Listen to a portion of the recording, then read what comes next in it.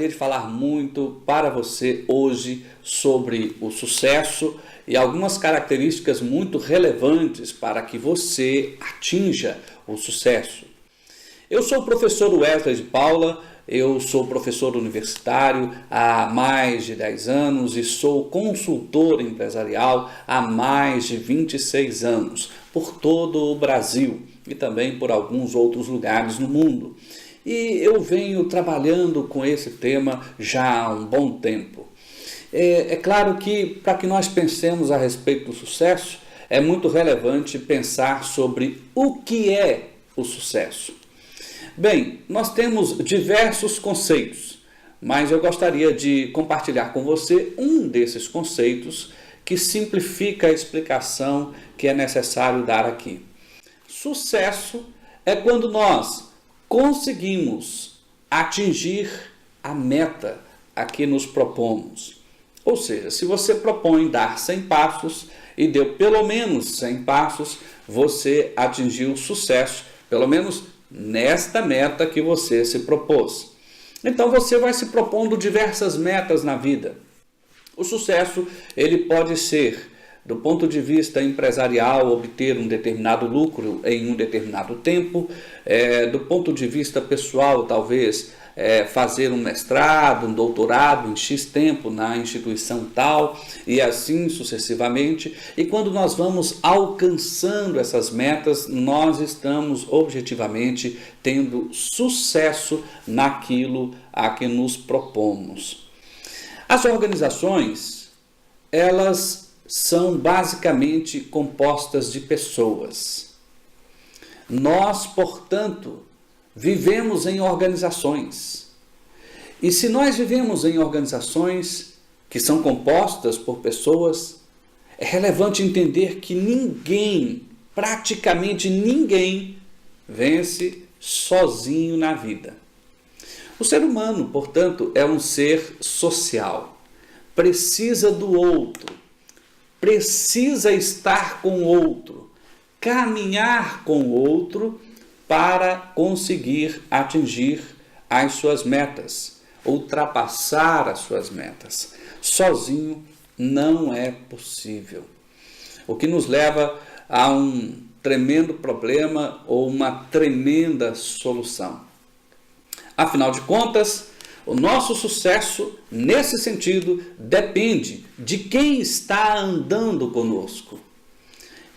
Depende de quem nós escolhemos que andassem conosco, ou depende também daquelas pessoas que nós aceitamos caminhar com elas. É fácil você perceber numa empresa que normalmente os ajudadores, de uma maneira geral, eles são entre 10% e 30% das pessoas que trabalham numa empresa. Isso é uma empresa que consegue se solidificar razoavelmente num determinado negócio. Quando você vê, você tem ali de cada 10 funcionários, 2 ou 3 que são ajudadores. O que é uma pessoa ajudadora? O ajudador é aquela pessoa que tem como filosofia de vida contribuir, ajudar.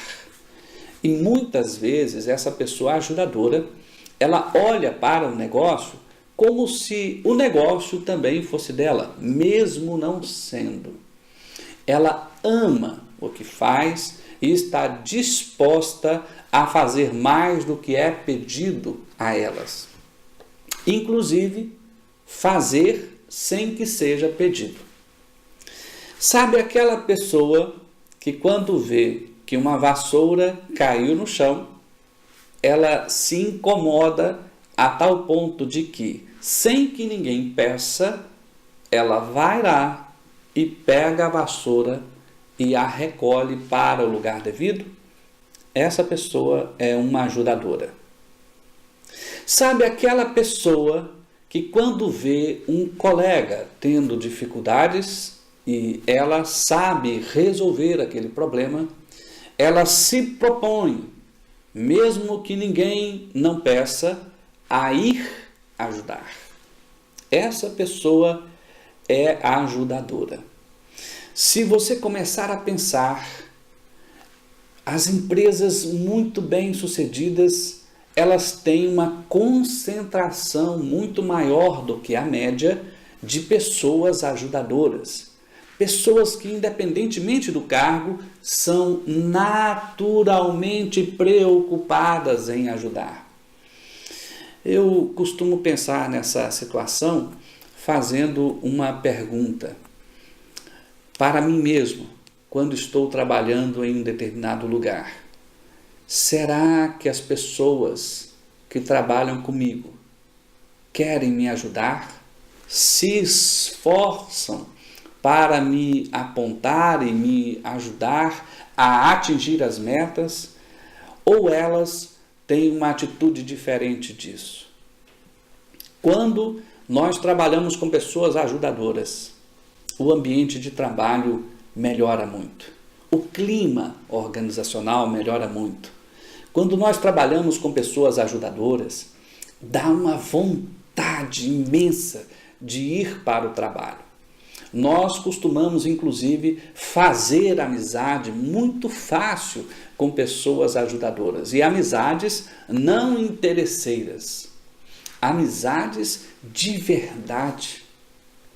Quando você trabalha numa empresa que é repleta de pessoas ajudadoras, muitas vezes empresas concorrentes oferecem para uma ou outra pessoa algum salário a mais, uma outra oportunidade, e aí as pessoas começam a ficar pesarosas. Puxa, será que eu devo abandonar essa empresa? Aqui estão essas pessoas maravilhosas, essas pessoas que transformam o meu dia a dia mais produtivo.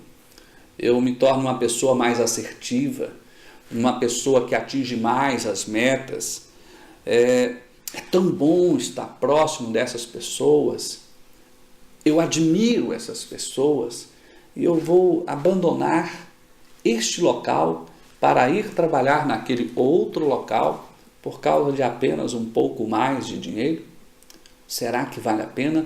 E então nós temos alguns efeitos interessantes quando a empresa é repleta de pessoas ajudadoras. O clima é bom, mas o turnover também é muito baixo. As pessoas não querem abandonar um local de trabalho em que nós temos grupos ajudadores. Os ajudadores, eles têm também uma característica de entender que a sua responsabilidade não termina aonde a sua tarefa termina. A sua responsabilidade vai além do seu cargo, porque ele se preocupa com o outro, se preocupa com o sucesso da organização, com o sucesso das outras pessoas que estão ali ao seu redor. É como se você chegasse num local para ser atendido e tem uma atendente ajudadora e uma que não é. A pessoa que não é ajudadora tem um comportamento mais ou menos assim. Bom dia, que posso ajudar? Eu preciso de tal coisa. E a pessoa vai lá e produz tal coisa. Está aqui. E o cliente então vai embora, em um belo momento ele não consegue resolver tudo que tem que resolver com aquilo que foi feito e volta lá, olha, eu não consegui resolver porque me disseram que eu também precisava de tal coisa. Ah, sim, precisa mesmo. E o cliente então fica se perguntando, puxa, mas por que você não me disse? Ou seja, a pessoa diz assim, mas você só pediu tal coisa? Como é que eu ia entrar no seu problema? Ou seja, não é uma pessoa ajudadora. A pessoa ajudadora estaria lá dizendo, olha, você pediu só isso, mas eu acredito que você vai ter problema. Você vai ter algum tipo de problema, porque para isso que você está se propondo, você também vai precisar daquilo e daquilo outro. Eu posso te ajudar, posso providenciar agora, vamos fazer isso para que você não tenha dificuldades mais adiante? É muito bom quando nós estamos num ambiente repleto de ajudadores. Então veja, se você puder escolher, e se você tiver postura e força para escolher, escolha pessoas ajudadoras para fazer parte da sua equipe. Mas, Nós temos também aquelas pessoas que são atrapalhadoras. Por incrível que pareça, é muito comum. Existem nas empresas muito mais pessoas atrapalhadoras do que ajudadoras.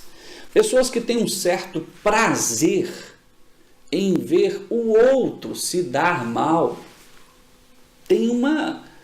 Eu não consigo nem descrever isso, mas é uma verdade. Pessoas que têm prazer de ver o outro se dar mal.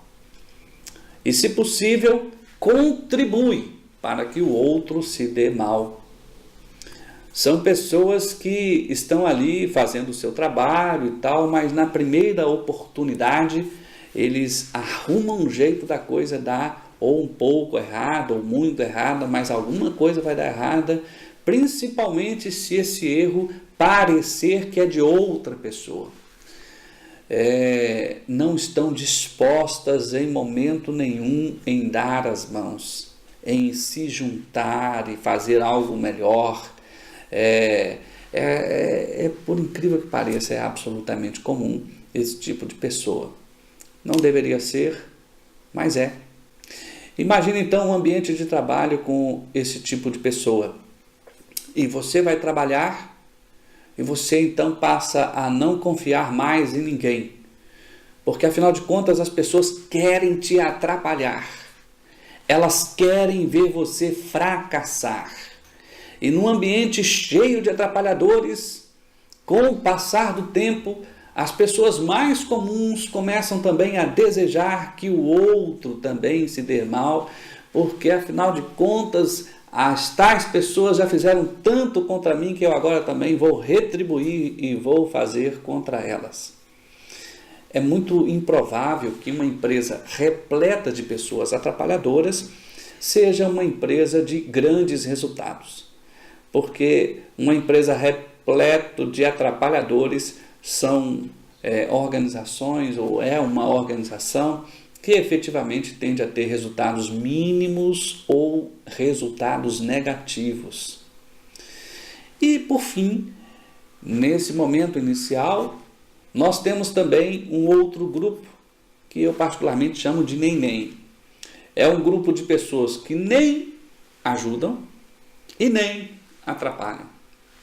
Ou seja, pessoas que estão muito preocupados por exemplo, com o horário. Eu devo chegar às 8 e devo sair às 18, este é o meu momento. A minha tarefa é só até aqui, eu faço até aqui, mas também não me preocupo com o outro, não vou ficar fazendo coisas para atrapalhar o outro, mas eu faço só a minha parte. São pessoas muito egoístas, pensam apenas em si próprias e não se preocupam com o outro, nem mesmo com a organização. Aqui eu dou a minha ação X, aqui eu faço isso e acabou aqui. Elas não contribuem muito e também não atrapalham muito. Normalmente uma empresa repleta de pessoas nem são empresas de baixíssimo resultado, são organizações de baixíssimo resultado, mas pelo menos você não tem um grande problema como numa empresa repleta de atrapalhadores.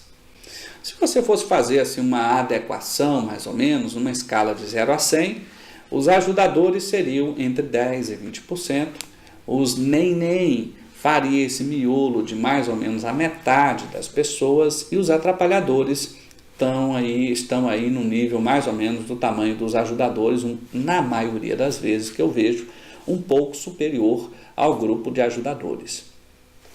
Se eu, gestor, quiser, portanto, melhorar os resultados de uma empresa, eu tenho que parar para pensar no grupo de pessoas que estão comigo, jogando meu time, se elas têm perfil de ajudadores, de atrapalhadores ou nem, e combater ao máximo a presença dos atrapalhadores, e me concentrar ao máximo em desenvolver e valorizar pessoas ajudadoras.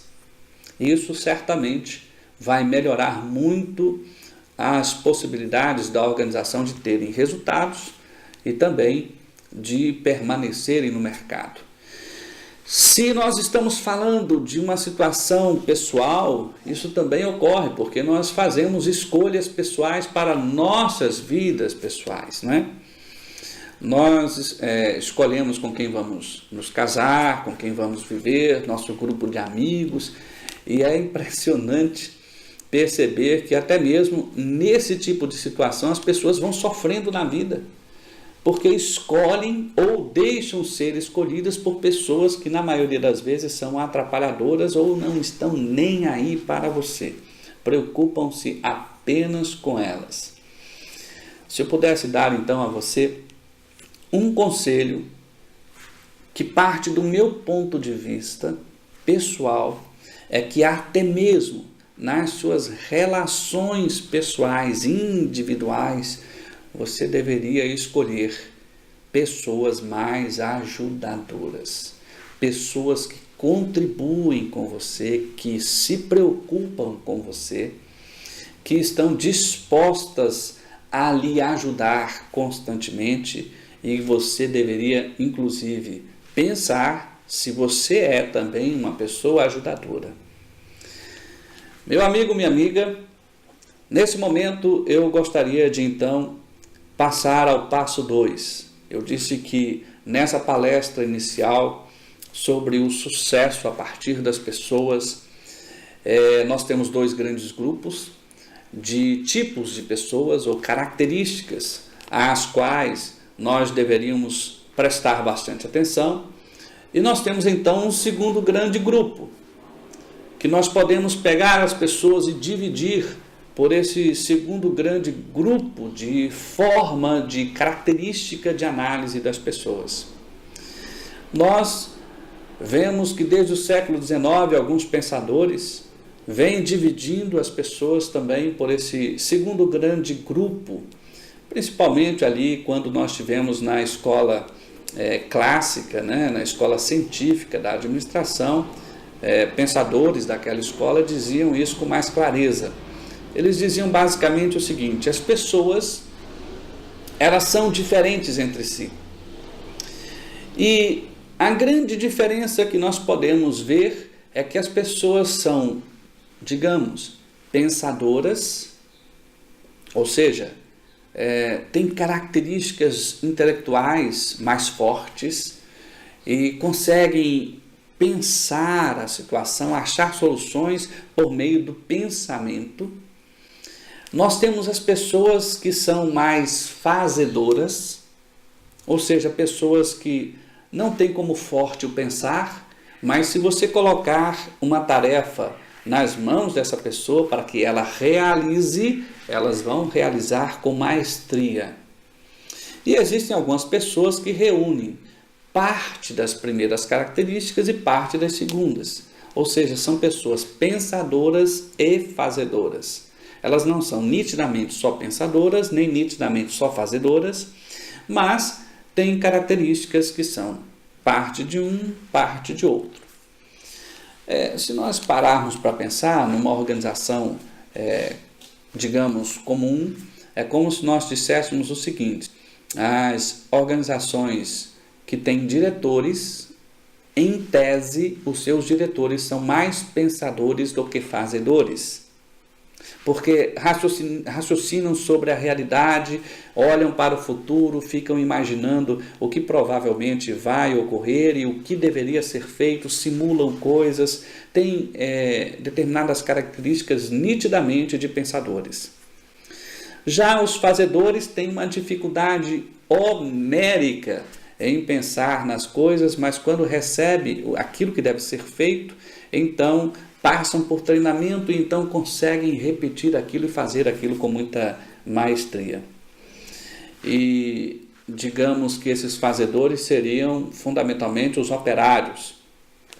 E os pensadores fazedores recebem os planos dos pensadores e raciocinam: puxa, agora para fazer isso no nosso departamento, com a nossa equipe, como é que eu deveria fazer? Então raciocinam sobre aquilo numa escala menor e põem a mão na massa para fazer aquilo e conseguem executar aquelas questões que foram elencadas naqueles planos no tempo certo, influenciando as pessoas e fazendo junto com elas. Nós podemos dizer que na maioria das vezes os pensadores, fazedores são bons gerentes.